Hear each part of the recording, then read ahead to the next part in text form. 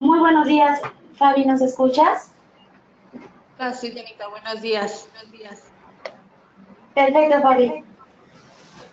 Si gustas, iniciamos la conferencia. Ok. Muy buenos días, queridos astronautas. Les saluda su amiga Diana Montoya desde el aula virtual de Inteligencia Dental. El día de hoy, con una interesante conferencia patrocinada por nuestros queridos amigos de Colgate. Es un gusto para mí presentarles a Fabiola García, representante de Colgate. Muy buenos días, Fabiola, bienvenidos. Hola, muy buenos días. Gracias a todos los de Inteligencia Dental. Muy buenos días a todos nuestros cibernautas. Y muy buenos días a nuestro conferencista y amigo Juan Carlos Villalobos. Les voy a platicar un poco de él. Es un gran doctor, egresado de la Universidad Tecnológica, y es odontopediatra por la Universidad Autónoma de Nuevo León. En este caso, nos viene a presentar un tema llamado el control de caries en pacientes con enfermedades crónico-degenerativas. Adelante, doctor. Un gusto para mí saludarlo. Buenos días. Buenos días a todos. Mi nombre es Juan Carlos Villalobos, como les dijo Fabiola, y vamos a empezar a platicar algo sobre enfermedades crónico-degenerativas, qué relación tienen con caries dental y cómo podemos hacer una nueva guía de tratamiento para estos pacientes. Entonces, vamos a empezar. Bueno, pues como les dijo Fabiola, me llamo Juan Carlos Villalobos, me dedico principalmente a la consulta privada en odontopediatría. Fui presidente de la Academia Mexicana de Odontología Pediátrica en el 2007 y actualmente trabajo en la Universidad de Anáhuac, doy clases, llevo la Academia de Prevención. Les vamos a enseñar un poco qué es lo que estamos haciendo en la universidad con este tipo de pacientes. Y pues bueno, vamos a empezar. ¿Cuál es la relación entre la caries dental y las enfermedades crónico-degenerativas? Primero que nada, es bien importante saber que nuestro cuerpo está siempre en contacto con bacterias. Ven en esta imagen el porcentaje que vendría siendo de células humanas con respecto a las bacterias que tenemos en el cuerpo. Olvidamos muchas veces que todas estas bacterias nos pueden dar beneficios en el cuerpo o todo lo contrario, por lo cual una de las bacterias de las cuales podemos hablar son las que están en la boca. ¿Desde cuándo tenemos caries? ¿Desde cuándo el ser humano presenta lesiones cariosas? Hay una revisión de la literatura desde hace 15,000 años antes de Cristo, se empiezan a ver las primeras lesiones cariosas, y les quiero presentar esta revisión sistemática de literatura del 66 al 2000, donde se revela el papel de las bacterias en la caries dental primaria humana, es decir, cuáles son primero las bacterias. La primera pregunta que nos hacían en la revisión sistemática es cuál es la asociación de bacterias específicas con la caries dental y la causalidad, si esta puede atribuirse a cualquier tipo de bacterias. Todos sabemos el papel central del Streptococcus mutans para iniciar lesiones cariosas, y los lactobacilos están implicados como bacterias contributivas para iniciar la lesión. No inician lesiones cariosas, pero se encuentran en lesiones profundas, por lo cual las lesiones están muy en contacto con las bacterias que tenemos en boca. Por otro lado, la siguiente pregunta es cuál es la fuente de infección por bacterias cariogénicas. ¿Por qué tenemos lesiones cariogénicas? ¿Cómo obtuvimos estas bacterias en boca? Y se sabe que el Streptococcus mutans se propaga verticalmente entre seres humanos, teniendo el primer contacto de mamá a niño, se contagia por saliva, y una vez que tengo las primeras cepas de Streptococcus, puedo tener mayor riesgo a tener lesiones durante toda la vida. Entonces, ¿por qué tenemos lesiones cariosas?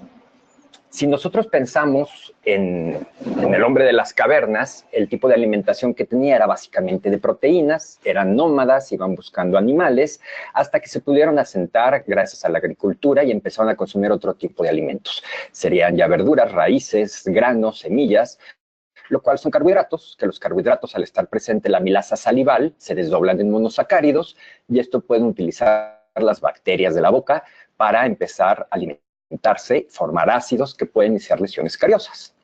Entonces, el ser humano siempre ha tenido contacto con este tipo de bacterias y el aumento de lesiones va muy asociado a lo que nosotros comemos. Por eso no hay duda que un deterioro en los dientes acompaña el progreso de la civilización. ¿Cuál es entonces el nuevo concepto de caries? Nosotros sabemos que la caries dental no es una enfermedad infecciosa, sino que es una enfermedad que está inducida por el biofilm dental.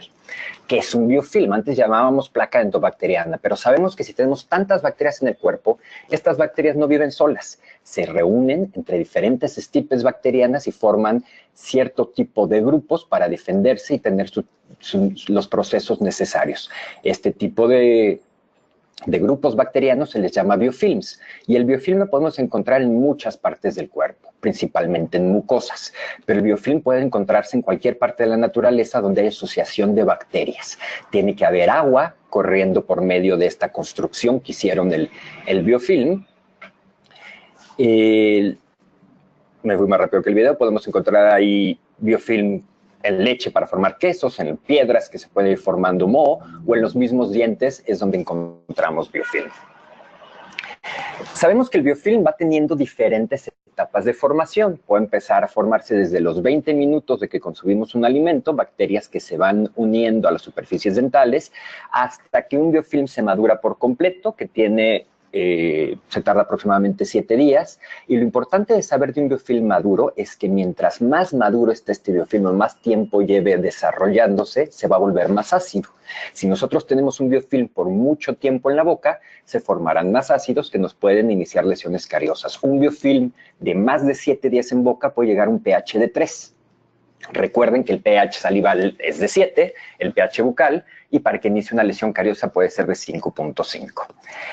En estas imágenes del libro de Fejerskov, que es uno de los libros que voy a utilizar mucho para poder estar hablando en esta plática, vemos dos imágenes. A su lado izquierdo está el cemento dental, a su lado derecho es biofilm sobre esmalte.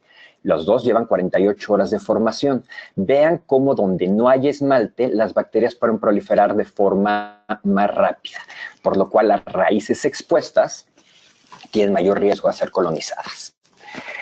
Y me gusta poner mucho este ejemplo a mis alumnos porque me caracteriza bien cómo trabaja el biofilm. Al que no conozca qué es esta figura, son búlgaros, son bacilos de leche, los cuales les vamos poniendo leche, procesan esta leche, la hidrolizan y a partir de eso en un día los podemos consumir y es como un ácido, digamos, es un yogur mucho más ácido. ¿Qué pasa con las bacterias de la boca? Una vez que ya están asociadas entre sí, empiezan a intercomunicarse, forman este tipo de pilis o de prolongaciones extracelulares que las van uniendo, pueden ir pasando información entre ellas y una vez que tienen un biofilm bien compacto, se empieza a formar una materia extracelular. Esta materia extracelular, que son polisacáridos extracelulares, los restos del mismo carbohidrato que está alimentando a la bacteria, hacen que se quede pegajosa y que puede estar unida a superficies lisas de los dientes. La saliva, por sí sola, tiene cierto tipo de sustancias, como pueden ver ustedes en la base de la imagen, tenemos la superficie dental, después la película salival, y existen cierto tipo de sustancias como alfamilasas, proteínas prolinas, aglutininas de saliva, que sirven para los procesos metabólicos y para que los primeros colonizadores en el biofilm, que son principalmente streptococos, como el oralis, como el sanguinis, como el mitis, se puedan alimentar. De esta forma se hace la cadena alimenticia del biofilm y si es un biofilm que no es patogénico, no va a causar ácidos en la boca. Pero ¿cuál es el problema? La dieta que nosotros tenemos. Cuando tenemos una dieta rica en carbohidratos y principalmente en carbohidratos simples, nuestro biofilm va a cambiar y regreso al ejemplo del yogurt. En este caso estamos viendo aquí los búlgaros que están procesando la leche. ¿Qué es lo que hacen cuando tenemos un disacárido, como en el caso de la lactosa? Lo hidrolizan, es decir, lo separan, separándose agua, se separan en monosacáridos para poder obtener ATP, obtener energía. Pero el problema de esto es que esta reacción química también deja grupos de hidrógeno libres y forma tipos de ácidos. ¿Qué pasa en la boca? con los estreptococos. Una vez que nosotros nos alimentamos de azúcares, se hace la misma reacción que se forma, por ejemplo, en el yogurt, y se forman ciertos tipos de ácidos como el láctico, el acético, el propiónico, que al estar en contacto con el diente generan una desmineralización dental. Los iones de calcio y de fosfato del diente van a salir al medio y eso es lo que nosotros llamamos una desmineralización. Cuando tenemos un biofilm que está siendo alimentado constantemente por carbohidratos simples, las bacterias que siguen colonizando a este biofilm que se va madurando son las que ven ustedes que se formaron acá y son bacterias que se alimentan específicamente de carbohidratos simples, y que van a producir muchísimo más ácido.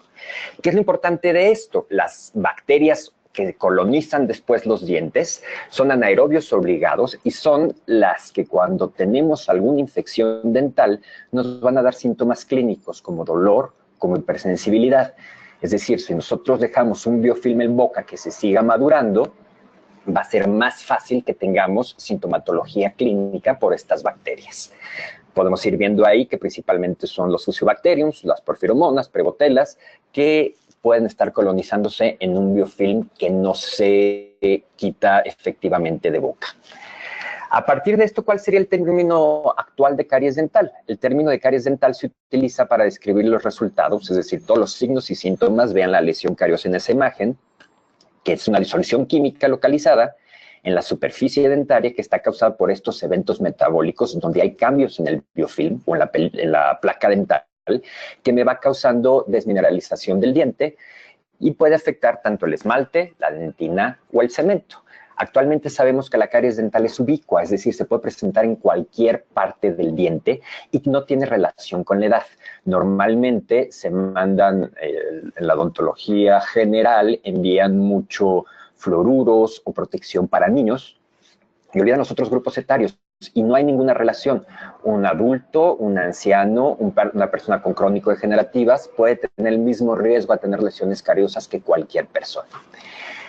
La lesión cariosa es el resultado de múltiples fluctuaciones diarias de pH de la boca. Cada vez que nosotros tenemos desmineralizaciones y remineralizaciones puede iniciar lesiones. Con este concepto sabemos que entonces la caries no puede ser prevenida, pero se puede controlar. Yo no puedo prevenir caries como en el concepto de una enfermedad de la infancia donde lo vacuno antes de que le dé varicela. Pero en cambio, al tener lesiones iniciales, las lesiones blancas, yo las puedo ir controlando para que nunca vayan a seguirse desarrollando. Por eso podemos decir entonces que la caries es inducida por el biofilm, pero no es una infección. Ahora, el biofilm dental va a depender 100% de lo que cada quien come. Las bacterias que tengo yo en mi boca son diferentes a las que tienen ustedes y esto depende de cuál es la dieta que ustedes tengan. La pérdida dental es el resultado entonces predominante de la caries dental y de sus secuelas. Así nosotros podemos encontrar en una población, hasta el 92% de la población ha tenido ya alguna experiencia a caries. Y es muy fácil que encontremos una familia en la cual, aunque todos se alimenten de lo mismo, tengan los mismos hábitos de limpieza, utilicen el mismo cepillo, hay alguien en la familia que se le siguen picando los dientes y a los demás no. Es muy común encontrar familias de sus pacientes donde a lo mejor yo como pediatra se los digo, tienen 3 niños, 2 nunca han tenido caries y 1 ha tenido lesiones cariosas. A partir de esto se entiende que la caries, cada persona tiene un riesgo diferente a padecer la enfermedad. No es tan fácil como nosotros, los que tienen más o menos mi edad, que andamos por los 40 y estudiamos en los 90, nosotros sabíamos que la caries se daba por pocos factores, como serían los que están viendo aquí, las bacterias en la placa, los dientes y la encía y el azúcar que hay en los alimentos. Aquí les presento al doctor Fejerskov. Él vino el año pasado con nosotros a la Academia Mexicana de Odontología Pediátrica, nos dio una plática muy interesante sobre cariología. Les hago aquí el anuncio a través del libro del doctor. Y se los pongo porque aquí están los mismos factores que estábamos revisando y en el círculo verde se ve todos los agentes protectivos, todo lo que sabemos que existe ya para evitar que hay lesiones cariosas. Entonces, ¿por qué si ya sabemos qué causa la caries y existe tantos preventivos, sigue habiendo lesiones en todos los pacientes? Y esto se debe principalmente a este último círculo que se ve en este diagrama de Feyerskov. Tiene mucho que ver por el nivel cultural, tiene mucho que ver por el nivel de ingreso de nuestros pacientes, por las actitudes que tienen hacia la salud y hacia su cuerpo, y principalmente por el desconocimiento. Es una enfermedad difícil de tratar, ya que no podemos controlar los factores externos de nuestro paciente, que piensa, cómo se alimenta y sobre todo la actitud que tiene hacia su propia salud. Ahora vamos a ver qué es lo que está pasando en México. En México estamos en una transición demográfica desde 1970 que va a terminar hasta el 2050, donde nuestra población está envejeciendo. Vean ustedes en las líneas azules, es en los 70s como la mayoría de nuestra población estaba en el grueso de 10 a 19 años. Ya para el 2002 el grueso de nuestra población va más por los 20 años. Y la imagen que ven en rojo, que parece como un muffin, es hasta dónde va a llegar nuestra población. Es decir, ya para el 2050 el grueso de nuestra población tendrá 60 años. ¿Y a qué viene acompañado de esto? A enfermedades crónico-degenerativas que estamos presentando en la población mexicana. Veamos aquí cómo está la pirámide de la población, según el ENSANUT del 2016, donde vean cómo ha ido cambiando esta pirámide. Cada vez se va engrosando y esto nos va trayendo diferentes problemas con los cuales en México nunca habíamos tenido que estar lidiando, y es lo que vamos a presentar normalmente. Antes, cuando se hablaba del mexicano en el exterior, este era el estereotipo del mexicano. Era como nos identificaban. Desafortunadamente, el estereotipo del mexicano ahora es así. La mayoría de los mexicanos tienen sobrepeso, tienen obesidad. Es difícil pensarlo, pero 7 de cada 10 mexicanos tienen algún grado de sobrepeso. ¿Por qué? ¿Qué comemos los mexicanos? Aquí pueden ver un estudio de Canacintra, es un estudio longitudinal desde 1980 hasta el 2010, con información de todos los centros que están viendo aquí, donde nos dicen qué es lo que prefiere el mexicano comer. Les marco ahí con los recuadros cuáles son los alimentos ricos en carbohidratos que come el mexicano. Vean lo que se consume el mexicano por mes de azúcar. Son casi 4 kilos de azúcar. Si lo contamos que también las frutas, el pan y la tortilla se pueden representar como azúcar, la ingesta calórica del mexicano es muy grande. Este está peor. ¿Qué bebemos los mexicanos? En primer lugar, el mexicano prefiere hidratarse con refresco. En un mes, un mexicano puede tomar hasta 13 litros de refresco, teniendo en segundo lugar la leche, que también es un carbohidrato, y en último lugar el agua. Si nosotros calculamos esto al año, ¿cuánto se toma un mexicano de refresco al año? ¿Conocen estas pipas de agua que van llenando las cisternas? Pues un mexicano promedio consume 153 litros de refresco al año. Que esto, aparte de la gran cantidad de azúcar, son los procesos de desmineralización que puede tener el esmalte de nuestros dientes y que tenemos que tener en cuenta. Acuérdense que si el pH salival es de 7, para iniciar una lesión cariosa tiene que bajar a 5. El tomar una bebida gaseosa, aunque no tenga azúcar, porque esto es efecto de la carbonación de las burbujitas, digamos, nos puede llegar a bajar el pH hasta 3.5. Entonces veamos, esta es la dieta que tiene el mexicano, por lo cual con este tipo de dieta el mexicano ha tenido cambios principalmente en la cantidad de bacterias que tiene en su cuerpo. Antes de pasar a eso, quiero hablarles de cuál es la evidencia de la relación entre dieta y caries dental. ¿Por qué sabemos que los carbohidratos son los causales de iniciar lesiones cariosas? Porque es donde se alimentan las bacterias. Este es uno de los estudios muy viejos que seguro ustedes conocieron en la escuela, el de Hopwood House, donde en una casa que era un orfanato, tenían un grupo de niños a los cuales se les fueron dando diferentes dietas. Y se vio que las dietas en las cuales tenían menos carbohidratos eran los pacientes donde disminuía el riesgo a caries. Por otro lado, tenemos estudios también muy viejos, como este de Bipeholm, donde a ciertos grupos de pacientes, eran pacientes en un hospital de enfermedades mentales, se les dan grupos de carbohidratos diferentes dependiendo de la consistencia, lo cual observamos que los pacientes que fueron desarrollando mayores lesiones cariosas son los que consumían alimentos azucarados con consistencia muy pegajosa. Ahora, ¿de qué depende los factores de que prefiramos nosotros los sabores? Un paciente, un niño antes de nacer, cada vez que deglute el líquido amniótico de la madre, sabe qué fue lo que consumió su mamá. Si su mamá prefiere consumir alimentos ricos en azúcares o en grasas saturadas, cuando este niño nazca y le ofrezcan ese tipo de alimentos, va a desarrollar un hábito a consumir este tipo de alimentos. Por otro lado, es importante saber que el azúcar nos genera una impronta hedónica en el núcleo accumbens del cerebro. ¿Qué es esto? El núcleo lo están viendo ahí en la imagen, es un núcleo morado, y en este núcleo se generan todos los sentimientos de felicidad en el cuerpo. Si yo consumo drogas, como ejemplo la cocaína, se van a formar cierto tipo de receptores en el núcleo para que cada vez que consuma el fármaco se libere dopamina y yo me ponga contento.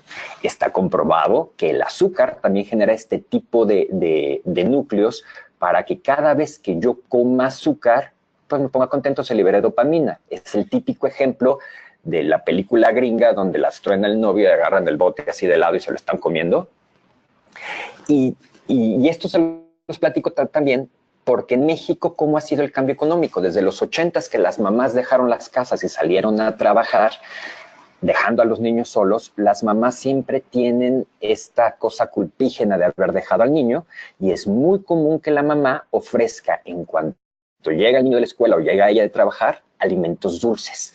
Por lo cual, imagínense, tenemos esta impronta hedónica y estamos relacionando el azúcar con el cariño. Nos da el prototipo del cuerpo que tiene ahora el mexicano, un exceso en consumo de azúcares.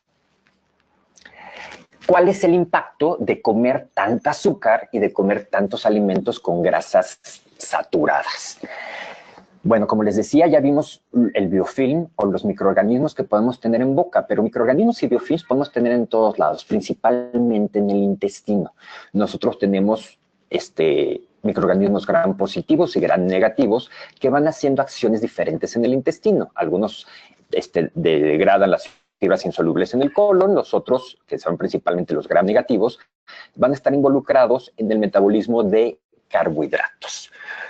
Está comprobado en varios estudios como estos que se hicieron en el IMSS en niños obesos que mientras más consumo de carbohidratos y grasas saturadas tengan, se da una disbiosis, es decir, cambia el tipo de bacterias que tenemos en el cuerpo y empiezan a proliferar, así como pasó en el biofilm, que una vez que consumo muchos azúcares proliferan bacteroides y otros microorganismos que pueden producir ácidos. En este caso hay un aumento en el número de firmicutes y esta interacción entre la microbiota intestinal y la dieta, particularmente con alto contenido de grasas y carbohidratos simples, incrementa las posibilidades de presentar obesidad. ¿Qué es lo que me va a causar tener una dieta con una hiperglicemia y alta en grasa? Las bacterias que tenemos en el cuerpo van a empezar a formar inflamación, se van a empezar a formar factores de inflamación y se van a activar también células en la respuesta inmune de nuestro cuerpo, lo cual va a hacer que se inflame todo el cuerpo. ¿Qué pasa principalmente con diabéticos que pueden llegar a ser hipertensos, que pueden llegar a obesos? Si un diabético, algún obeso tiene biofilm en boca, no se cepilla bien, estas bacterias son las que van a mediar que se propaguen diferentes sustancias como son factores de necrosis tumoral, como son citoquinas, que van a llegar al tejido gingival y van a provocar periodontitis. Es decir, hay una estrecha relación entre la enfermedad periodontal y la obesidad.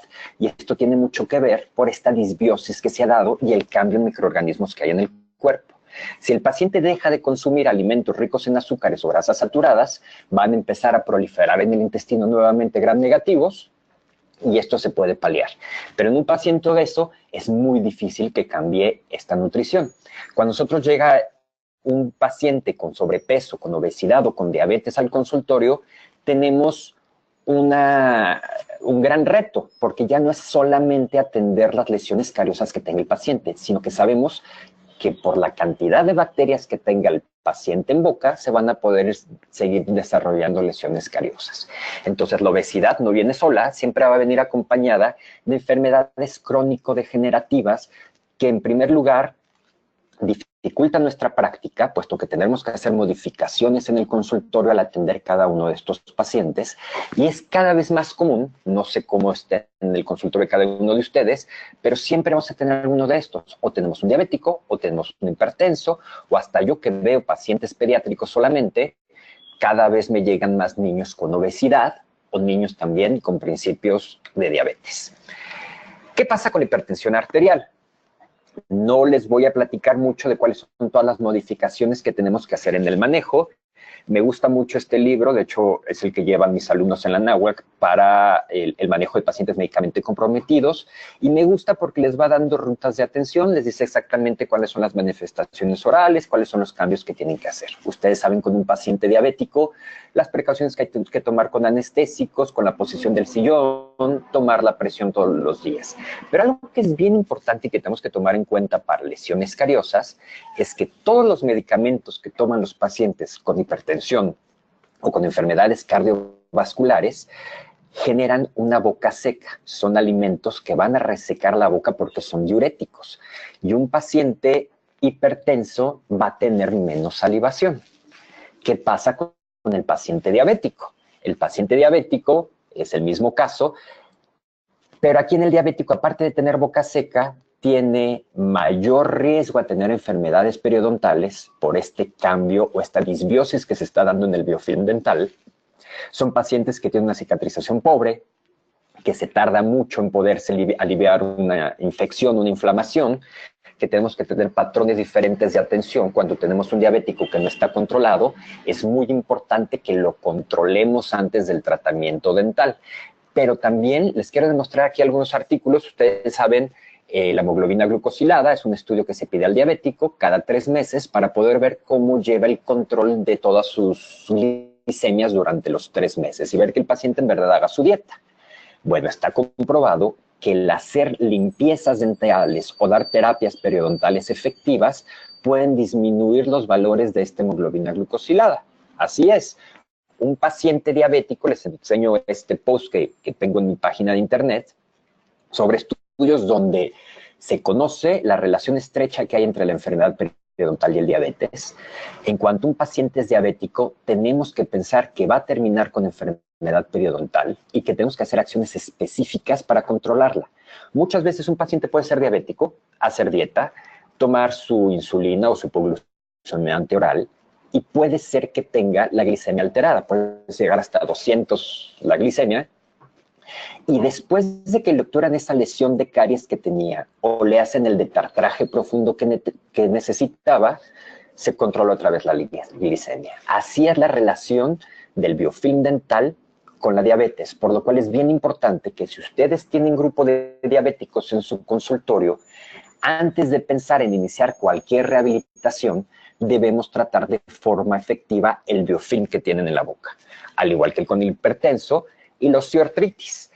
Les pongo este ejemplo porque es algo muy común que pasa en el paciente obeso. El paciente obeso, el sobrepeso va a empezar a cambiar también la forma y la función de sus articulaciones. Estamos viendo aquí una articulación que al estar con sobrepeso se va a empezar a destruir por este proceso de osteoartritis y por un exceso de peso. Pero algo que no pensamos mucho con estos pacientes es que esta artritis puede llegar a pasar también en las manos. Y un paciente que no tiene movimientos finos a nivel de manos es un paciente que va a tener más difícil retirarse este biofilm maduro y que va a caer en riesgo a tener enfermedades crónico-degenerativas y sobre todo lesiones cariosas. Entonces, ¿cuál es el común de las enfermedades crónico-degenerativas? La boca seca. ¿Y por qué me interesa controlar el que el paciente tenga boca seca? Ojo, no estamos diciendo Sjögren, no estamos diciendo serostomía, es simplemente disminuir la cantidad de saliva, me va a aumentar el riesgo a caries. ¿Por qué? Imagínense ustedes que son una bacteria, esas piedras que están ahí es el diente, y el diente está siendo bañado constantemente por saliva.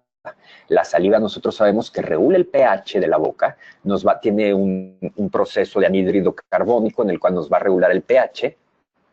Vean esta imagen.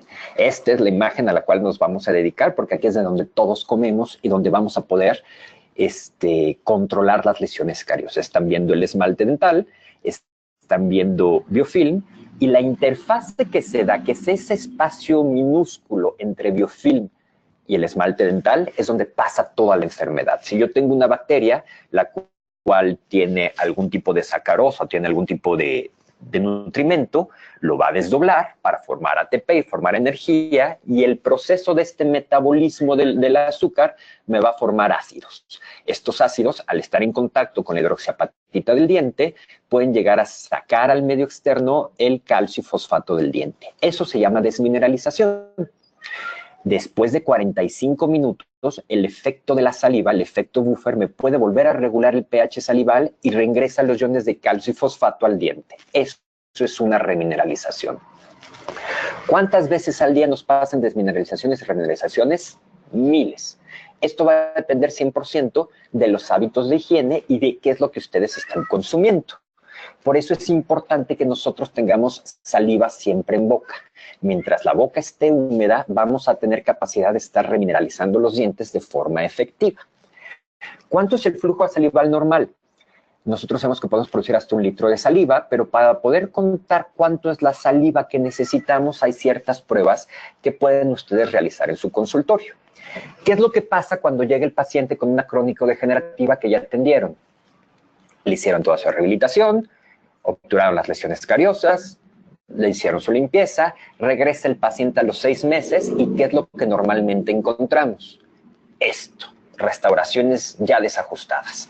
Y es a lo que nosotros podemos llamar, cuando estamos hablando de dentistas que no hacen las nuevas formas de diagnóstico evaluando riesgo de paciente y los vamos a llamar odontólogos restauradores, o sea, el odontólogo que nada más ve un hoyito y tapa el hoyo. Si no me hace un buen diagnóstico, puede caer en esto que se llama el ciclo de la restauración repetida. Son todos los pasos que vamos a ir haciendo desde que se colocó una restauración hasta cambiarla. Es decir, le puse la restauración, el paciente llega en 6 meses, voy a tener que cambiar esa resina que ven desajustada, a lo mejor ya llegó el cuerno pulpar, va a acabar en endodoncia, luego en poste, luego en corona, a lo mejor le tengo que extraer el diente, y todo esto va pasando por estar rehabilitando dientes sin pensar antes en el diagnóstico básico de la enfermedad.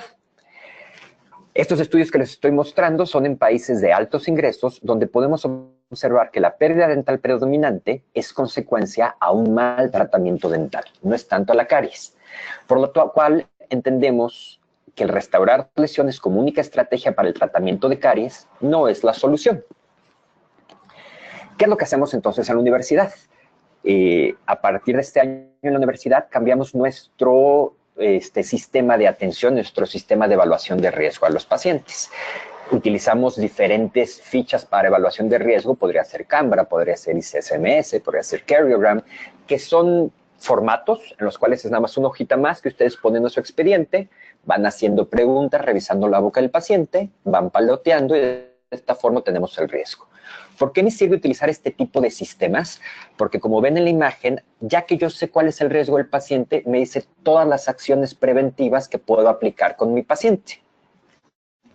Así que nosotros nos basamos ahora en este ciclo de soluciones preventivas para poder hacer una buena restauración. ¿Qué es lo que tenemos que hacer? Todos los pasos previos que debemos de hacer antes de colocar una restauración. Debemos de hacer un diagnóstico con una evaluación de riesgo del paciente y tomar radiografías. Debemos hacer una limpieza del paciente, colocar todos los materiales que me ayuden a remineralizar diente antes de hacer restauraciones directas. Y lo más importante es que terminando la restauración, volvamos a hacer una evaluación para ver si hemos disminuido el riesgo de nuestro paciente. Para esto estamos nosotros basándonos en la universidad en el sistema de ICCMS, que es el Sistema Internacional de Clasificación y Manejo a Caries. Si ustedes entran a IGDAS, que es la página que están viendo abajo, dice IGDAS Foundation, igdas.org, ustedes pueden bajar este manual, está cortito, son más o menos 80 páginas, que al leerla les va diciendo y los va llevando de la mano de cómo hacer una evaluación de riesgo. Nos gusta este sistema utilizarlo porque se llama el sistema de las 4D, o sea, son 4 puntos importantes que vamos a hacer con nuestro paciente. En este webinar, como estamos hablando de pacientes con crónico-degenerativas, son pacientes que de ya están en alto riesgo a caries, por lo cual todas las acciones que vamos a hacer van a ser para disminuir su riesgo. Vamos a enseñarles un poco cómo se va llevando esto de la evaluación de riesgo. En primer lugar, tengo que detectar las lesiones, pero de saber detectar lesiones desde su etapa más temprana, por lo cual, para poder hacer este sistema, debemos manejar el sistema IGDAS, donde yo detecto lesiones cariosas que están más presentes en esmalte, las que ya son profundas en dentina, y cómo van dándose los cambios, si son lesiones activas o inactivas. En el punto de determina, hago cierto tipo de preguntas, como las que ven ahí que dicen factores relacionados en el paciente, factores en boca, y a partir de esto puedo decidir el riesgo del paciente y cuáles son las acciones preventivas que le voy a mandar a hacer en casa y cuáles le puedo hacer en el consultorio dental. Ven, por ejemplo, esta boca.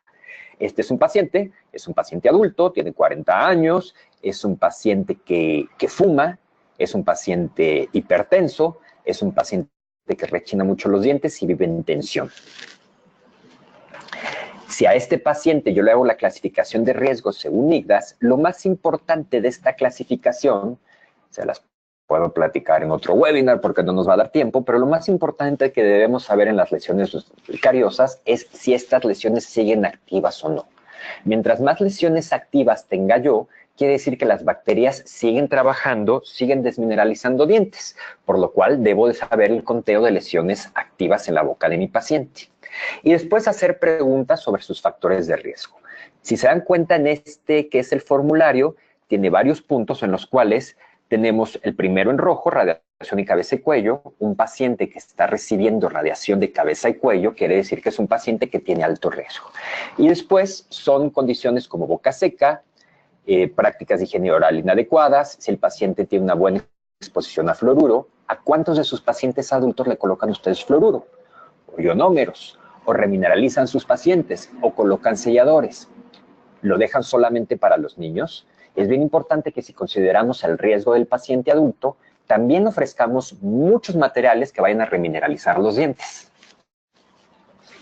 Tenemos que saber también cuál es el patrón de ingesta de alimentos azucarados que tiene nuestro paciente, si nuestro paciente asiste al consultorio por síntomas. Esto nos da el riesgo del paciente. Y lo bueno de esta guía de ICSMS, cuando tenemos el manejo, nos da basado en evidencia científica que utiliza un SIGN, cuáles son las acciones específicas más importantes a realizar en un diente que tiene una lesión inicial activa, lesiones moderadas o lesiones severas activas. Si necesitamos obturarlo, colocar un sellador o simplemente cepillar al diente. ¿Qué hacemos entonces en la clínica de la escuela? Lo primero que estamos haciendo es enseñar a los alumnos a hacer pruebas salivales. En estas pruebas salivales lo que yo debo de conocer es la cantidad de saliva que forma un paciente para saber si el paciente tiene hiposalivación o no. Al mismo tiempo podemos medir la acidez de esta saliva, porque mientras más picos de acidez tenga el paciente, quiere decir que está teniendo desmineralizaciones más frecuentes. Aquí les estoy enseñando un sistema comercial que a lo mejor si ustedes no quieren comprar, sí pueden hacer exámenes de hiposalivación en su consultorio sin ningún problema. Lo único que necesitan es un vasito que esté milimetrado. A lo mejor pueden utilizar de estos de jarabe para niños chiquitos o de antibióticos, donde el paciente tiene que estar escupiendo. Le dan un pedazo de cera que no tenga sabor. Si tiene sabor, esto va a producir más saliva. Puede ser de esta misma cera de ortodoncia. Se la pone al paciente en la boca y va a estar masticando y escupiendo la cantidad de saliva que forme durante 5 minutos. Durante todo el tiempo van a estar escupiendo en el vasito hasta que se junten los 5 minutos. Después de esto, les muestro según los artículos de Featherstone, que es el que hizo Cambra, que es la evaluación de riesgo a caries en niños y es la que manejamos la mayoría de los pediatras, la fórmula a seguir. Entonces, es la cantidad de mililitros de saliva que se juntó durante el tiempo que lo estuvimos midiendo. En este caso, imagínense que el paciente juntó 10 mililitros de saliva, entre 5 minutos nos va a dar el nivel de salivación del paciente. Si el paciente tiene más de 1 mililitro por minuto de saliva, tiene una salivación normal. Si el paciente tiene menos de 1, es un paciente que tiene una salivación disminuida. Y esto me lo pone en mayor riesgo. Si su paciente tiene alguna crónico-degenerativa, hipertensión, diabetes, obesidad o hasta enfermedades autoinmunes estilo lupus, estilo Sjögren, es importante que le hagan estas pruebas porque tenemos que saber con qué defensas cuenta su organismo contra las desmineralizaciones dentales. Por otro lado, ¿qué hago yo en el consultorio? Mientras le hago la profilaxis dental al niño, le pido a la mamá que me escriba todo lo que el niño comió en un día. no es que le vaya yo a modificar lo que el niño come, pero sí le puedo señalar en la hojita a la mamá cuáles son los alimentos más cariogénicos y los horarios para tomarlos. Ustedes saben que si el pH salival, o más bien el sistema buffer de saliva, tarda 45 minutos en regular acidez, y yo tengo un niño que da traguitos de juguito cada 5 minutos, son baños de azúcar que están en el diente. Pero pensemos en el paciente adulto que es hipertenso, que tiene una crónico-degenerativa, que trabaja de 9 a 6 y que abajo de su oficina tiene una tienda de conveniencia estilo, pues todas las que conocen, ¿no? ¿Cuántas veces va su paciente a la tienda de conveniencia y qué compra? Porque en esa forma nosotros no medimos el azúcar que está consumiendo. En el paciente pediátrico es bien fácil, porque sabes, hasta te enseña hasta los dulces, los chocolates que se come. En el adulto, si desayunó chilaquiles, ya dice, ya comí mucha caloría y se cuida y se come una ensalada al rato. Pero no mide qué es lo que está bebiendo. Es muy común ver en nuestra población la gente que a la 1 de la tarde baja por su refresco de 600, lo tiene en el escritorio, no se lo acaba en una sola sentada y está durante toda la tarde dando traguitos cada 15 minutos, lo cual me está aumentando muchísimo el riesgo a tener desmineralizaciones dentales. Entonces, lo primero que hay que hacer, ya que ya no es historia clínica el paciente, es hacer su análisis de dieta y contar la saliva del paciente. Y posteriormente, revelar el biofilm dental. Si nosotros sabemos que un biofilm maduro va a estar formando ácido en boca, este va a ser nuestro seguro de vida para todas las rehabilitaciones que hagamos. Desde que llega nuestro paciente, yo le tengo que revelar el biofilm dental que tiene en boca. Por ejemplo, en esta tinción es de una marca comercial en la cual me puede pintar el biofilm de 3 colores diferentes. De rosa, el que tiene más de 24 horas, de morado, el que tiene 48 horas, y de azul cielo, el biofilm que tiene aproximadamente una semana, por lo cual es un biofilm ácido que ya tiene un pH de 3. Esta paciente no es que se cepille mal los dientes, pero si se dan cuenta, lo que le falta es limpieza interproximal. Busquen las zonas azul claro y se da principalmente en las papilas dentarias. Si mi paciente no se está cepillando, es una paciente que tiene un biofilm muy ácido en esa zona, y si le aumentamos que mi paciente fuera hipertensa o fuera diabética, esto le va a generar inmediatamente enfermedad periodontal y destrucción ósea. Si al paciente no le enseñamos a hacer una limpieza interproximal efectiva, es un paciente que tiene muchísimo más riesgo.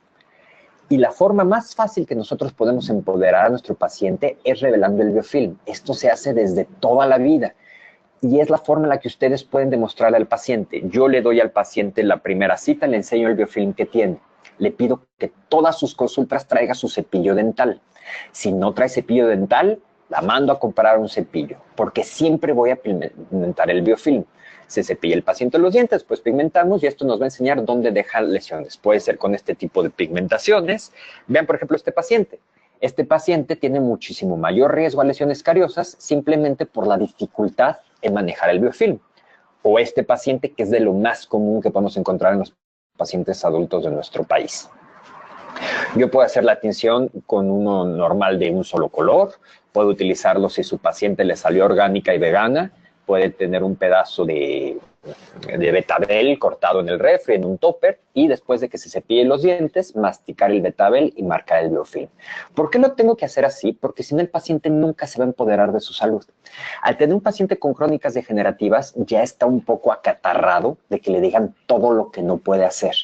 El paciente con enfermedades crónico-degenerativas se siente regañado.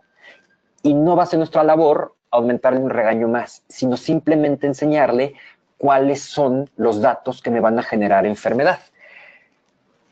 Ya hicimos el diagnóstico, sabemos que nuestro paciente tiene un alto riesgo a lesiones cariosas simplemente por tener la enfermedad que tiene. Ya medimos saliva, ya medimos qué es lo que come en dieta, y ahora vamos a ver qué es lo que podemos hacer para poder disminuir este riesgo. Y lo más importante con los pacientes, que muchas veces olvidamos, es una técnica de cepillado personalizada. Esta es la acción preventiva más efectiva para remover placa, el poder cepillarse de forma correcta los dientes. Nos cuesta trabajo hacer que el paciente se cepille los dientes, pero debemos de considerar nuestras consultas. en su consulta inicial, si ustedes no se toman el tiempo de dar una técnica de cepillado específica al paciente, recomendarle la pasta dental que va a utilizar, cómo va a ser su limpieza interproximal, va a ser muy común que el paciente regrese a los 6 meses y tenga nuevas lesiones cariosas, porque no estamos enseñando efectivamente a remover este biofilm. Lo que les estoy enseñando en esta imagen es, según ICSMS, cuáles son las acciones que debemos enviar en casa a nuestro paciente cuando tiene un bajo riesgo, un riesgo moderado y un riesgo alto. Lo más importante es tener un cepillado dental efectivo, y si está acompañado de una pasta dental que tenga más de 1000 partes por millón de fluoruro, nos va a ayudar muchísimo para remineralizar lesiones. ¿Cómo estamos haciendo en la universidad? Yo le pido a los alumnos, antes de tocar cualquier diente y de que puedan hacer una resina o cualquier procedimiento, hacen la evaluación de riesgo del paciente. Miden el biofilm. Y el compromiso del alumno, nuestro semestre dura aproximadamente 4 meses, que efectivo tendremos como 3 de clínica. Al terminar los 3 meses, el alumno me tiene que demostrar que bajó el biofilm del paciente hasta un 30%. Utilizamos el índice de O'Leary. Y me tiene que decir cuáles son los preventivos que usó, qué técnica de cepillado, qué cepillo, qué pasta. Hacemos un corte al mes. Si al mes no ha bajado este porcentaje de biofilm, el alumno tiene que reformular toda su guía clínica. Y lo importante es que el alumno genere diferentes estrategias para poder motivar a su paciente. ¿Qué pasta le van a recomendar? Depende mucho de los hábitos de su paciente. Aquí le estoy enseñando, por ejemplo, una pasta que a mí me gusta, es la que tiene neutro-azúcar, principalmente porque tiene arginina, que es una proteína que nos va a ayudar a inhibir que se sigan formando lesiones cariosas, porque disminuye la cantidad de ácidos que están formando bacterias. Si una bacteria se alimenta de arginina en vez de carbohidratos, no va a producir ácidos. Puede ser también que tenga, ya nos regresé. Puede ser también que utilicemos una pasta dental que tenga diferentes tipos de sustancias aparte del fluoruro. Si conocen esta línea de Colgate Total 12, tiene diferentes cintitas de colores diferentes. ¿Qué color le van a mandar? Va a depender qué es lo que necesita su paciente.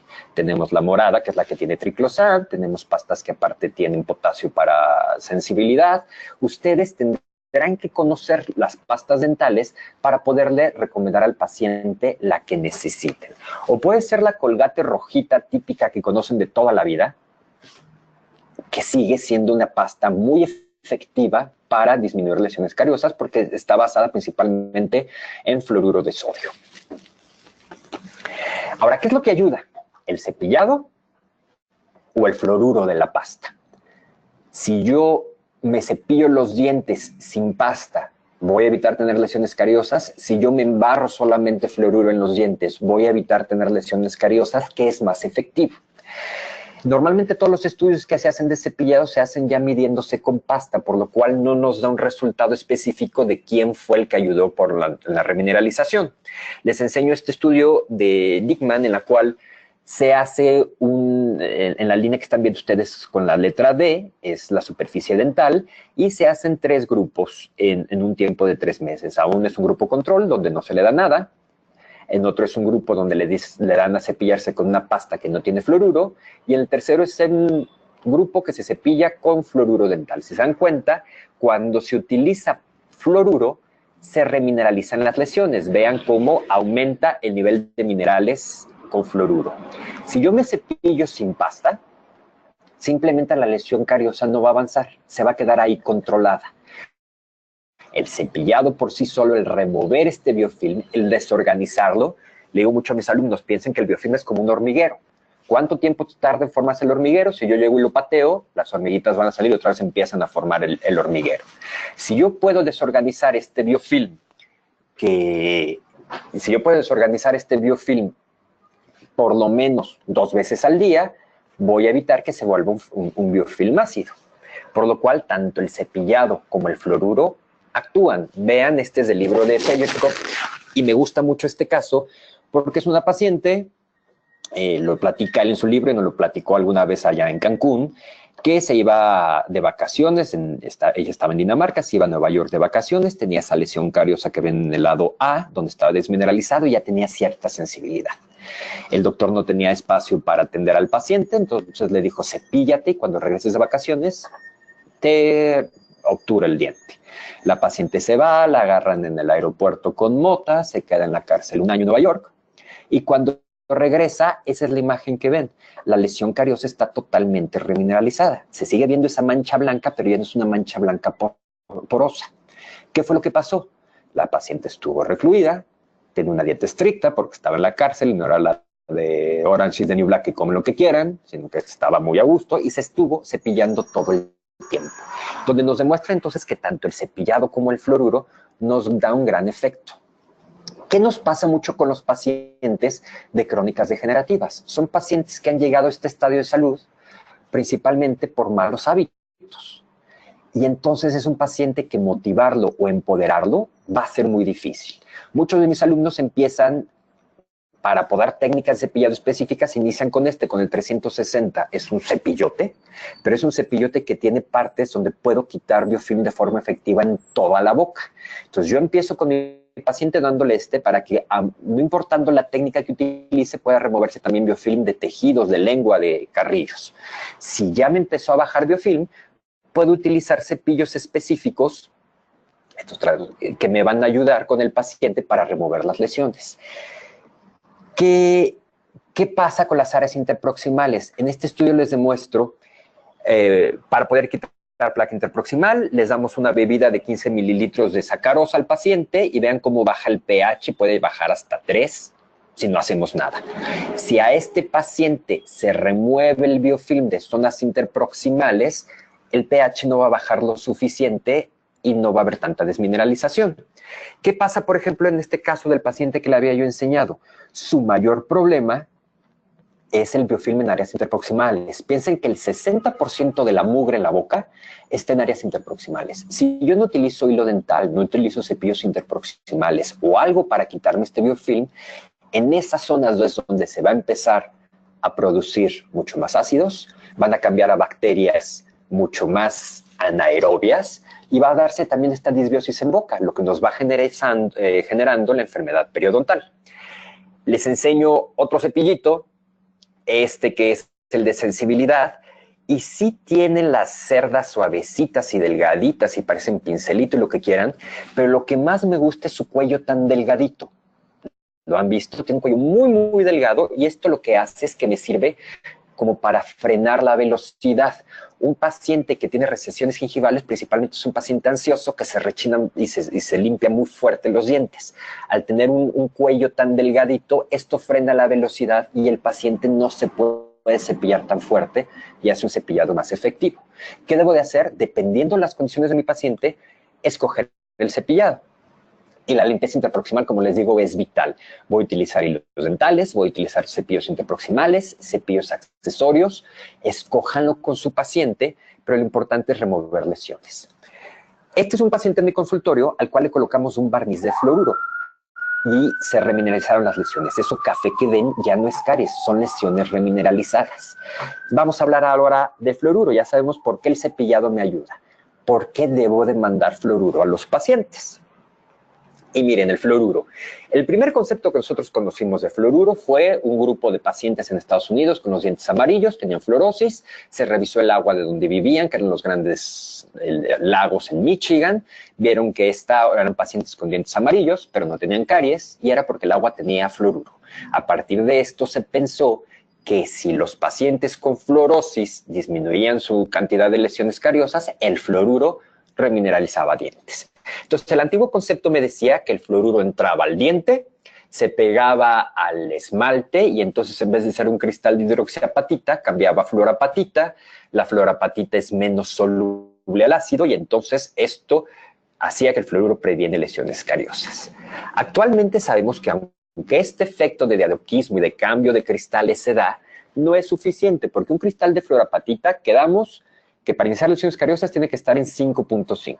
Cuando el cristal es de fluorapatita, aguanta el ataque ácido hasta 4.5 de pH, pero no lo va a seguir aguantando. Es decir, si el diente está formado con fluorapatita, va a aguantar el ataque ácido por más tiempo, pero si el paciente no modifica sus hábitos, va a seguir bajando este pH. ¿Qué sabemos ahora del fluoruro?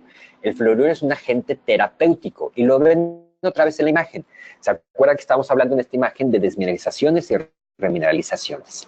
¿Cómo actúa el fluoruro? El fluoruro se pega en la superficie de este esmalte entre la interfase de la placa y el esmalte y se encarga de precipitar todos los iones de calcio y fosfato formando cristales. Es decir, imagínense que están en metro 6 de la tarde, no cabe nadie más y hay un grupo de policías que van empujando a la gente dentro del metro. Esa es la acción del fluoruro. Ingresa de forma constante y efectiva el calcio y el fosfato. El fluoruro lo que hace es que garantiza la remineralización y acelera la remineralización. ¿Dónde necesito yo el fluoruro? No necesito que mi paciente se lo coma, ni que lo tome en agua, ni en sal, ni en alimentos con fluoruro. Necesito que el fluoruro esté en esta interfase. Por eso necesitamos mucho fluoruro local. Aún sea un paciente con fluorosis y dientes desmineralizados, si yo le coloco fluoruro en esa interfase, vamos a garantizar la remineralización. Por eso las presentaciones de fluoruro de sodio han cambiado. Bueno, les decía, las principales razones del efecto cariostático del fluoruro se pueden atribuir a la capacidad de influir en los procesos de remineralización y desmineralización, precipitando los iones de calcio y fosfato. Es más importante entonces la actividad del ion fluoruro en el fluido bucal que el alto contenido de fluoruro en el esmalte. Por eso las presentaciones de fluoruro han cambiado. Mientras más pegajoso sea el fluoruro y yo lo pueda tener en boca, ahí está el video.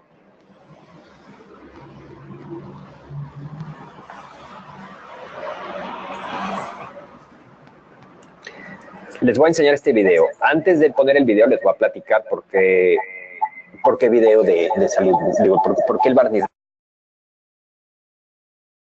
Estudiábamos tipo 70s, 80s, todos los que estén oyendo que ya son de los 90s para acá, debe decir, bueno, díganos alguna actualidad. Pero estos son los paradigmas de odontología. Se tarda mucho en cambiar el concepto de la mentalidad de todos los doctores. Antes el fluoruro solamente se mandaba acidulado fosfatado, que es el que se ponía en cucharillas, o en enjuagues de fluoruro. Si yo puedo lograr una concentración alta de fluoruro en un barniz, ¿por qué lo pongo en barniz? Porque es pegajoso y se va a quedar pegado en los dientes por muchísimo más tiempo. Si yo coloco barniz de fluoruro en lesiones blancas, voy a lograr que se remineralice de una forma más constante y más seguida. Si yo tengo un paciente de alto riesgo para enfermedades bucales, que son principalmente este grupo de crónico-degenerativas de las que hablamos, son pacientes que necesitan fluoruro constante en boca. Por eso se considera mejor mandar ahora el fluoruro en barniz. Adicionado que lo que ustedes tengan de su fluoruro de sodio, fluoruro de potasio, los fluoruros que pueda colocar yo tanto en pasta como en enjuagues. Les voy a enseñar este video sobre un barniz de fluoruro.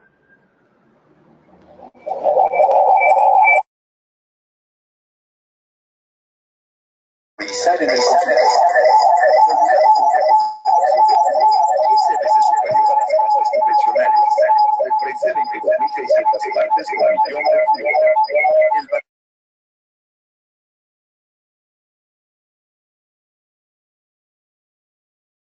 De pequeños clones, los cuales bajan una planta de ataque ácido clorhídrico. En la remineralización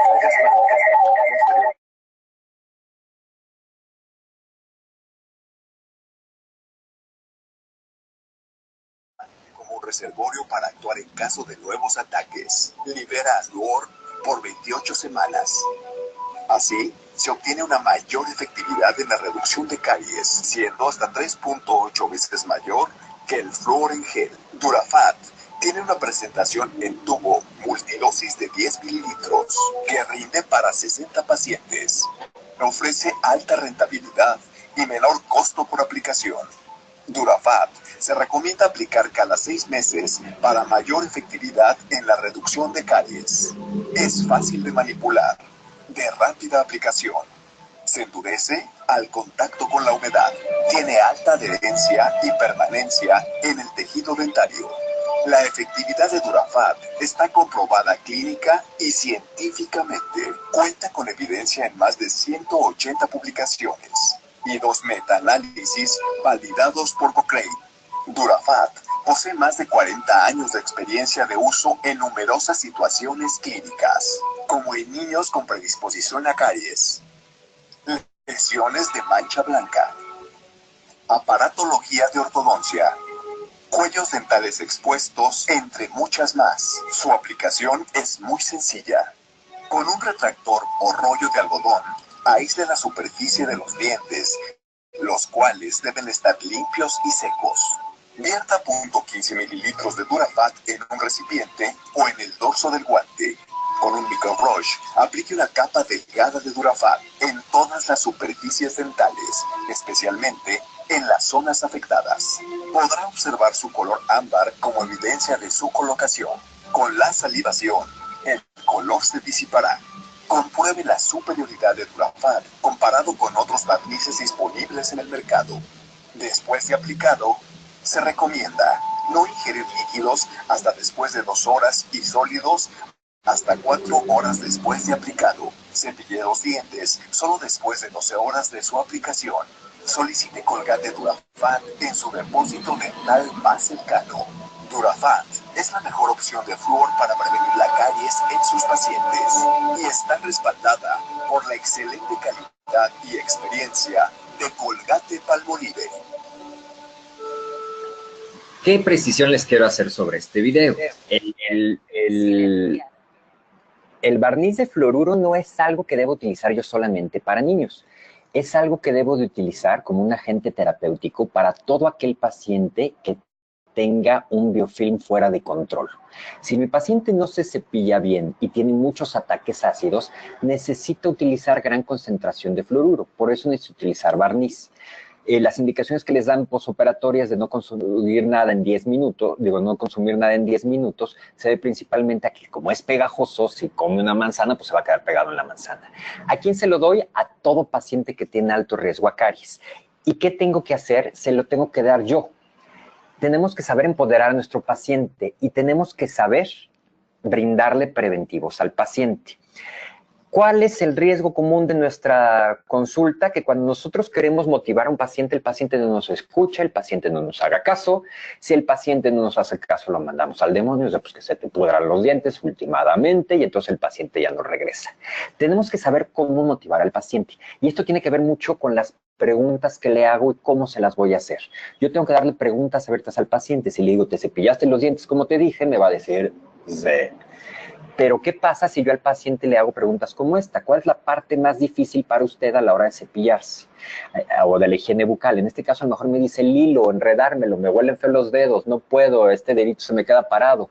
Y así tenemos que ir modificando nuestras estrategias para que el paciente de veras se adhiera al tratamiento. ¿Cómo lo vamos a motivar?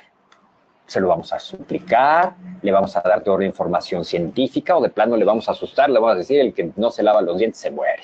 Ustedes buscarán la forma que necesitan para poder motivar al paciente, pero es importante lograrlo para lograr esta adherencia.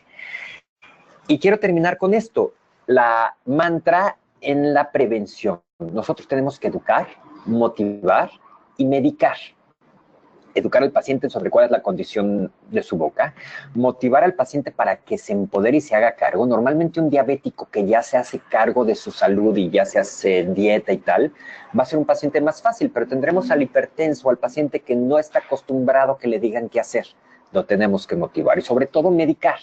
Si yo le pongo en una receta al paciente, te compras este cepillo, te compras esta pasta, te va a poner esta cosa, está comprobado que 8 de cada 10 de esas recetas no se surten. Cuando regresa su paciente le dice, ay, ¿me la das otra vez? Porque entonces yo tengo que tener a disposición el consultorio cepillos, pastas, dárselas en su primera consulta, la primera, como las drogas, la primera viene incluida en la primera consulta, las demás no. Si ustedes lo tienen disponible en el consultorio, es fácil que el paciente pueda adquirirlo con ustedes.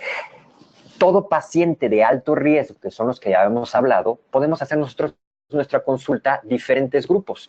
El grupo de las embarazadas, el grupo de bebés, el grupo de ancianos que tienen también mucho riesgo porque les disminuye la salivación, los crónico-degenerativos o las familias. Acuérdense que un grupo de alto riesgo tengo que volverlo a valorar cada 3 meses. Y puedo aplicarle barniz de fluoruro cada 3 meses hasta hacer 4 aplicaciones al día. No le quiero hacer toda la aplicación, pero hago restauraciones, si está la manchita blanca, ahí puedo poner barniz. ¿Tiene el cuello arriba mi paciente? Ahí puedo poner barniz. ¿Tiene sensibilidad el paciente? Ahí puedo colocar barniz. Sobre todo tenemos que saber manejar este biofilm dental. Muchas gracias por haber estado aquí. Les agradezco su atención y estoy a su disposición si tienen alguna pregunta que hacernos. Muchísimas gracias, doctor Villalobos, por esta interesante información que nos compartió el día de hoy. Agradecemos a nuestros queridos amigos de Colgate, patrocinadores de esta conferencia. Les recordamos, queridos odontonautas, que con su conexión a la plataforma se acredita directamente su CARI. Y a quienes nos acompañan vía Facebook, les pedimos, por favor, ingresar a www.inteligenciadental.com/CARI para acreditar su constancia, modificar, si es necesario, sus datos de registro e imprimir también su relación de CARIs que tienen acreditados. Aquí están las preguntas. Gracias, estoy viendo los... Y ahí a todos los amigos, muchas gracias por habernos visto. Tiene muchos saludos, muchas felicitaciones sobre todo. Muchas gracias, el esfuerzo ayuda a muchos.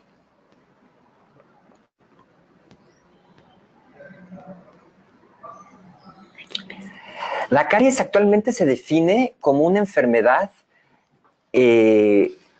inducida por biofilm, es decir, me preguntan, ¿cómo se definiría la caries actualmente? Bueno, se define como una enfermedad inducida por biofilm. Si tengo bacterias en la boca, las bacterias están en sus procesos metabólicos para alimentarse, el resultado de estos procesos químicos es lo que me puede causar lesiones cariosas. Entonces, todo el número de desmineralizaciones que tenemos en la boca de forma continua. Hola, Uruguay.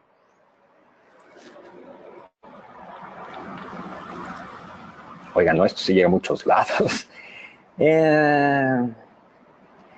¿Cuál es la tasa de éxito de remineralización en un adulto? En un adulto, al igual que en un niño, aquí no tiene que ver nada en el esmalte. La remineralización de las lesiones, cuando yo tengo una mancha blanca, lo que yo quiero lograr es que la remineralización sea desde lo más base de la mancha hacia afuera. Por lo cual, el colocar barnices de fluoruro me va a acelerar esta remineralización, siempre y cuando logre yo también cepillados efectivo en el paciente. El biofilm lo tiño puede ser varias cosas. Puede ser, yo no sé cómo está aquí lo de marcas, pero pueden tener el típico de GOM, o hay también un sistema de GC, que es el que pinta de 3 colores, o pueden hacerlo con pintura vegetal de esa para pintar pasteles, o lo pueden hacer con betabel. Lo importante es que el paciente pueda observar el biofilm. Si no le enseño con qué se está tincionando, digo, qué es lo que le está picando en los dientes, va a ser muy difícil hacerlo. Me preguntan, aunque el paciente se cepille perfectamente y como usted dice que si se compra un refresco y que cada 15 minutos está tomando, ¿se produce desmineralización o no? Sí, si yo estoy bañando el diente de una bebida azucarada cada 15 minutos, cada vez más estoy desmineralizando el diente. ¿Cuál es el consejo? Ya compró usted su refresco, se lo acaba a la hora de comer y después se cepilla los dientes. Si se quiere hidratar en horarios entre comidas, tendrá que hacerlo con agua o con sustancias que no contengan azúcar. A lo mejor el paciente es muy difícil quitarle el azúcar del 100%, pero para eso sirven los sustitutos de azúcar. Todos los sobrecitos es para pasar de una dieta rica en azúcar a una dieta con menos azúcar y cambiando el sabor. Lo que se hace en México es, me pongo el sobrecito para aparte ir consumiendo más azúcar. No, tenemos que ir disminuyéndolo de esa forma. ¿Por qué determinamos el 30% de O'Leary? Porque con esto definimos que el paciente tiene la menor cantidad de biofilm que podríamos encontrar. Nunca vamos a quitar el biofilm por completo y no es lo que queremos. Yo no quiero una boca estéril, pero quiero una boca donde se haya removido la mayor cantidad de biofilm que se vaya presentando. 30% lo estamos haciendo por una medida estadística y simplemente es educacionalmente lo hacemos para que el alumno sepa empoderar al paciente y darle buenas técnicas de limpieza. ¿Cómo aplican Durafat? Creo que en el video ya lo vimos. Simplemente puedo hacerlo con profilaxis o no de la boca del diente. Voy barnizando las superficies en las cuales quiero aplicarlo. Lo puedo hacer en toda la boca o lo puedo hacer en la zona donde tiene manchas blancas el paciente, donde tiene lesiones cariosas interproximales, donde tiene cuellos que tienen sensibilidad. Acuérdense que el fluoruro me ayuda porque jala iones de calcio y fosfato, remineraliza el diente y también en cierta forma nos va disminuyendo sensibilidad dental. En las afracciones, el Durafat yo lo coloco en toda la boca. O sea, el barniz lo colocas en toda la boca. No lo vas a colocar por capas. Aquí me preguntan, en el caso de las afracciones, ¿se puede utilizar Durafat y luego colocar ionomer y resina? Yo en una primera cita, donde estoy haciendo profilaxis a mi paciente, porque es bien importante que en la primera cita haga una limpieza dental para ver los cambios en el esmalte, si tiene manchas blancas, manchas cafés, poder hacer este sistema de hidras. En esa cita es cuando yo coloco el barniz de fluoruro. Si las afracciones del diente lo quiero tratar, no necesito tener ahí el barniz, puedo colocar mi ionómero de vidrio y después una resina. Como estoy evaluando riesgo, yo no coloco resinas en afracciones, se colocan simplemente ionómeros de vidrio que están modificados con resina, que me van a dar un efecto bioactivo porque están remineralizando el diente. La resina puede llegar a pasar que me quede sobrecontorneada, inflame más la encía, se vaya más para abajo. Coloque solamente barnices o ionómeros. ¿Qué le comento a los padres cuando llevan una limpieza y se van con los dientes amarillos por el Durafat? Se los digo desde la primera consulta, ya los dientes ya no se ven amarillos. El Durafat es, digamos, el abuelito de los barnices, porque desde los 90 está en el mercado. En México debe haber llegado como por el 98. Yo estudié la especialidad también como por el 98 y ya había artículos de Durafat. Ahí era muy amarillo, estilo chicle de plátano. Actualmente es mucho más claro y cuando se humedece va disminuyendo el color. Claro que si tienen la primera comunión el niño saliendo a la consulta, pues se va a ir de diente amarillo, se lo tengo que platicar a los papás, pero la verdad es que no es algo que se note mucho. Los pacientes que practican natación, ¿qué consejos les doy? Normalmente les pido que hagan natación con guarda. A esta guarda le puedo colocar yo, bueno, son pacientes que tienen un alto riesgo al ser pacientes que nadan. ¿Por qué? Por los químicos del agua y porque van a estar en contacto sus dientes con estos químicos todo el tiempo. Por lo cual son pacientes que necesitan aplicaciones de barniz de fluoruro, considerándolo como si fuera alto riesgo, cada 3 meses. Puede llegar a tener hasta 4 aplicaciones al año. Si el niño no tiene lesiones, lo puede dejar 2 veces. Y sobre todo, que utilicen guardas, como la que utilizan los boxeadores o los jugadores de fútbol americano, su guarda para poder nadar.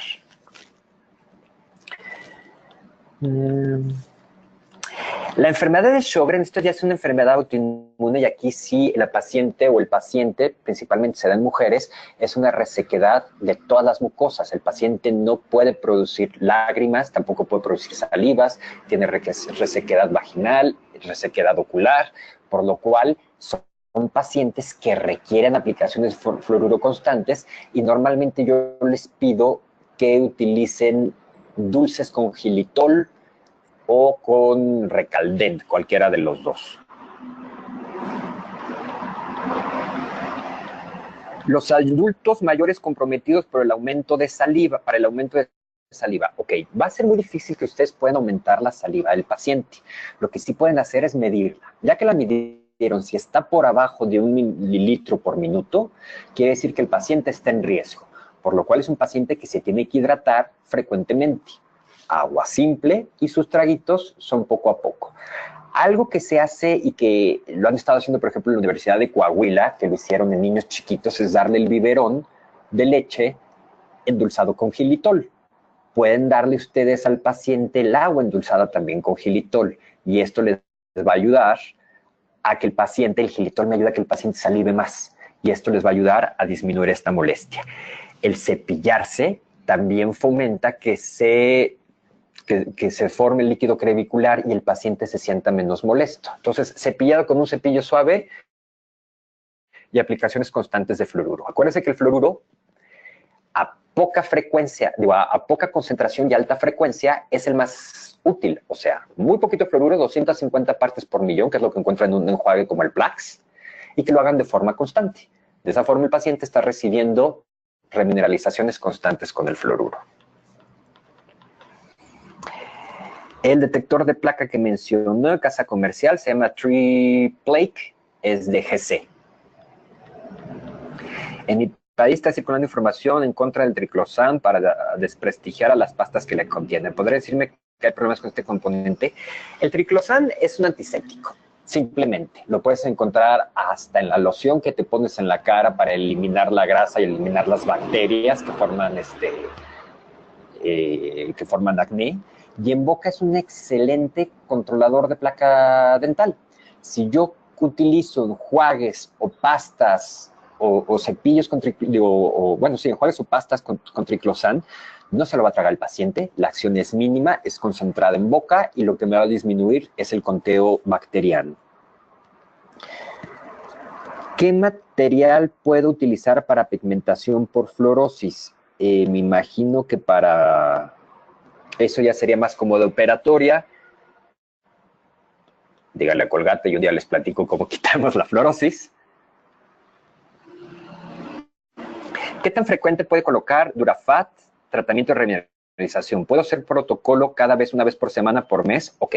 Si yo lo coloco una vez cada 3 meses es suficiente en un paciente de muy alto riesgo.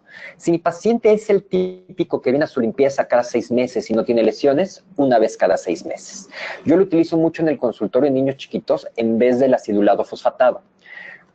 ¿Por qué? Porque tienes que tener 5 sabores diferentes, porque si no está el niño que se vomita y no le gusta, el que ya no le gustó la cucharita, Entonces yo más bien a esos pacientes ya no utilizo acidulado fosfatado, me sale hasta más barato comprar el Durafat, aplicamos una sola vez, suficiente.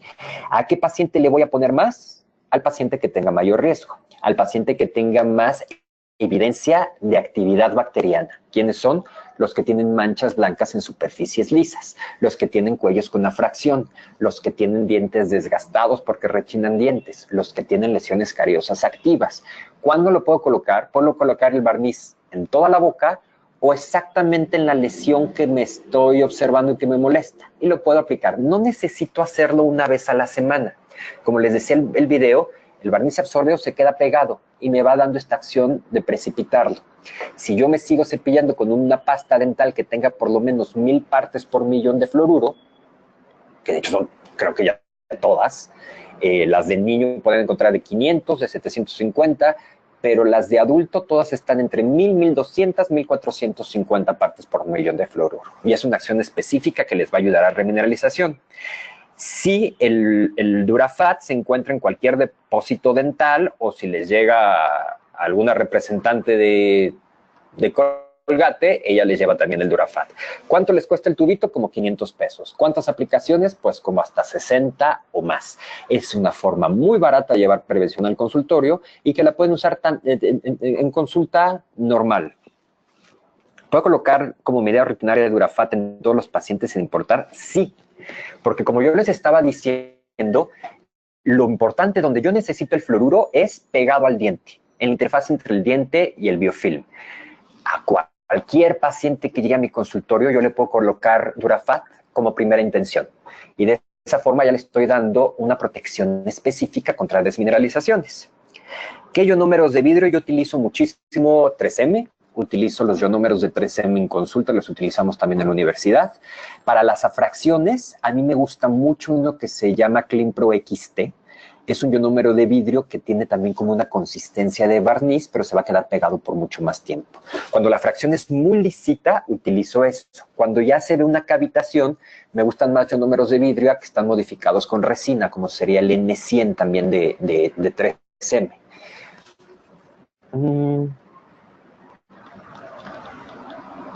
El xilitol, ahí está la complicación, fíjese. En México no es fácil, tendría que hacerlo con un laboratorio de alimentos.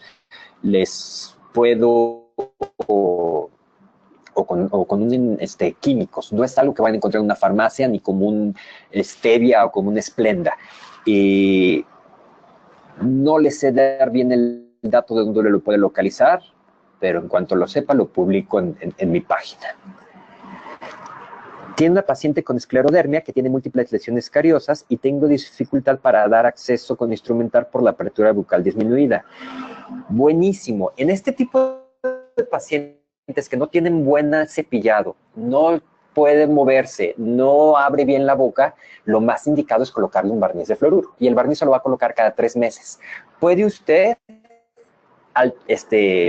campechanearse fluoruro con enjuagues con clorexidina. La clorexidina lo que hace es que me disminuye el conteo bacteriano y el barniz de fluoruro me ayuda a remineralizar. Son pacientes que a lo mejor necesitará irrigadores bucales, Waterpik y sobre todo remineralizar. ¿Tiene el mismo efecto el My Varnish de GC al Durafat? Miren, como les dije, el Durafat es de los primeros. El Durafat tiene 22.600 partes por millón de fluoruro. Las otras casas comerciales, tanto el de GC creo que lo que tiene es xilitol, el de 3M tiene algo que se llama fosfato tricálcico. Se les van aumentando iones de calcio, de fosfato o agentes anticaries.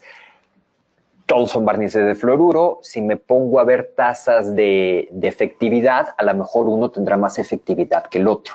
Pero lo importante en este caso es el ion fluoruro presente en boca todo el tiempo. ¿Cómo lo va a colocar usted? ¿Va a poner un solo sobrecito en la boca? Ok, cómprelo por sobrecito. ¿Lo va a estar utilizando de forma continua en pacientes con lesiones blancas? Tenga su tubito, lo pone en su godete y va colocando en las manchitas donde necesita. La marca dependerá de la que ustedes quieran. Yo trabajo muchísimo con los productos de 3M, con los de Colgate, trabajo que son lo que más utilizo de remineralizantes en el consultorio. Cualquier barniz que utilice le va a ayudar. Los tiempos posaplicación de Durafat. ¿Qué pasa con el Durafat? Se va a quedar pegado en el diente y se va a ir deslavando poco a poco. Entonces yo le pido a los pacientes, en el caso del paciente pediátrico, que no coma nada ni agua 2 horas después de colocarle el barniz y que no se va a cepillar los dientes hasta el día siguiente.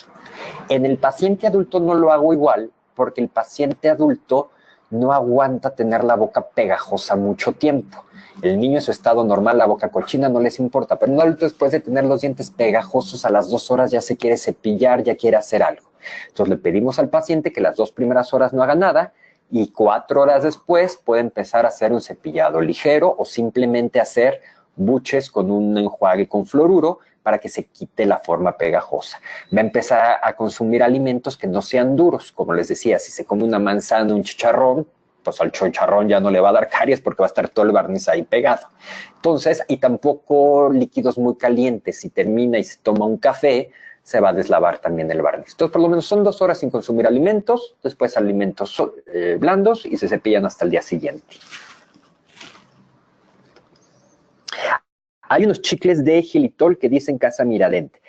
Lo importante del xilitol es que para que tenga una acción anticaries se debe consumir 4 a 5 gramos al día.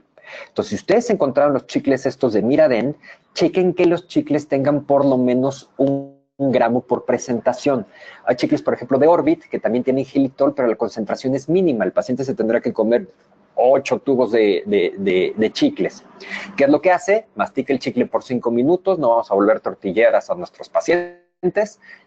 Chicle 5 minutos, 4 veces al día, suficiente. Los pacientes diabéticos hipertensos igual se aplica cada 4 o 6 meses. Yo los contaría, doctor, como pacientes en alto riesgo que tengo que hacerles un conteo salival. Si el paciente tiene un flujo salival normal, con que le ponga el barniz cada 6